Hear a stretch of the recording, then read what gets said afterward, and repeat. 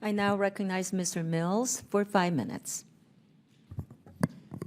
Thank you, Madam Chairwoman. Thanks for everyone who's here on this panel. Like many of you on this panel, I too served.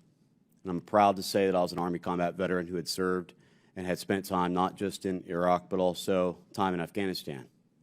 But I'm also one that'll actually call things the way they are. We've allowed our operations to continue to be drug out, modified, changed with no clear military objectives. And the minute that we thought that we were nation builders, we had already lost our way. That is not the intent of the United States Armed Forces. You want counterterrorism, you want counterinsurgency strategies, we'll be the ones to go to. You want policing and nation building, that's not our role.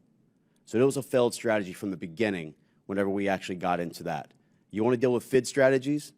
I know that Lieutenant Colonel Mann knows all about being able to train asymmetrics and to be able to understand foreign internal defense. And all of you know what it is like to sacrifice. And that means a lot to me.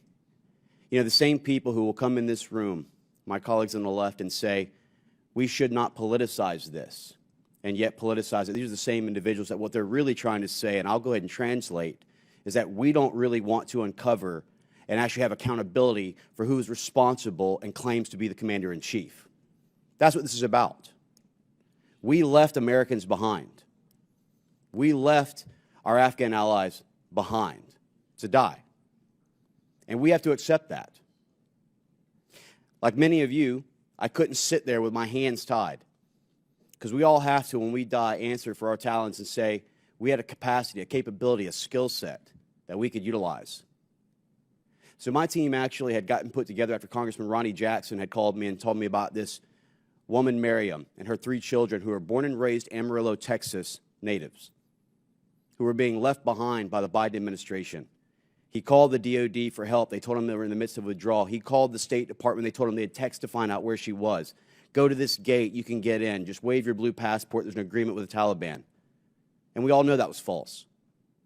So instead of worrying about my political run in my candidacy, we put a team together of former squadron members, and we flew over there and actually attempted to rescue 28 AMSITs in our G650 who with approved PPRs, our plane actually being modified with the carriage of a humanitarian aircraft. And as we're 2,000 off the feet on final approach, we were denied entry, which resulted in multiple different changes in our platform, but ultimately we wouldn't be deterred, and we did conduct the very first successful overland rescue, making sure that mother, her 15-year-old son, her 11-year-old daughter, her 2-year-old daughter were allowed to come back to the country that they're a part of. You guys know something about that. And we will get answers. There will be accountability. And I'll have resignations or impeachments one way or another. Now, speaking on that, Sergeant, do you feel that if you would have been enabled to have actually have gone with the green light to take out what you had identified as a bolo, that that would have prevented the incident that occurred on August 26 and preserved the 13 U.S. service members' lives? Thank you, Congressman. What I can say is that a worst-case scenario of the individual that we fired upon, who we suspected to be the bomber, not being the bomber, someone in the crowd who is the bomber is going to think twice when they see someone else's face get caved in or their chest get caved in and killed. They're going to understand that America's paying attention, that we're going to take action for the things that are occurring and the threats that were prevalent during that time there. I completely agree. And we know the psychological impact on the battlefield that a sniper can actually produce. Lieutenant Colonel Mann, do you believe that if we would have maintained our presence in Bagram Air Base with the force protection capabilities, but also the ability to have those buildings to do proper vetting so we didn't put over 70% of people unvetted onto this successful Operation Airlift, and I will use the actual rabbit ears, that we could have run 2 simultaneous runways, not just on HKIA but Bagram, and actually have led to a more successful and safer mission on the evacuation? I do, Congressman.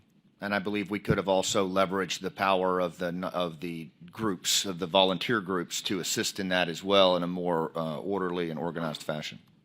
You know, I'll tell you something. I'm sure that others in this room has actually incurred it as well. You know, after we had actually attempted to do multiple rescues of Americans and was thwarted by the Biden administration on multiple occasions, when we did finally get a successful evacuation, do you know what the CNN first headline was? State Department saves 4 Americans. And it wasn't until I went on to Hannity and I went on to McCallum and I started blasting the fact that this was untrue with photos just like the one I have behind me, did they actually retract their statements. Guess what? America is not defined by the United States government. America is defined by the American citizens who are not willing to sit back and do nothing.